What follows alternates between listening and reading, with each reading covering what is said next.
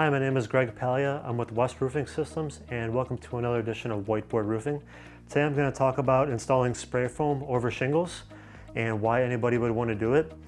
Some of our clients, they're churches, they're schools, and they'll have some sloped roofs that go into a vertical wall, and it causes a leak. And if you have shingles up there, they get rotted away. It's an old roof, and it's causing a leak. So they'll look for a spray foam roof to do that. It just creates one solid monolithic layer, so it makes sense from, a structural reason why.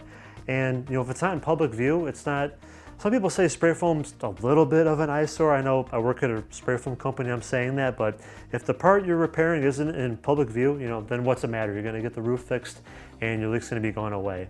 But just quickly wanted to go over how it's installed. So the first step is look at the condition of the existing shingles. So some older shingles, they'll be warped up. You can see the nails because they're so eroded away. If that's the case, you're gonna want to rip those out and replace with like material. The second thing is the wood substrate underneath. So 99% of shingle roofs have wood underneath there. You're gonna want to take a core sample and see what the wood is.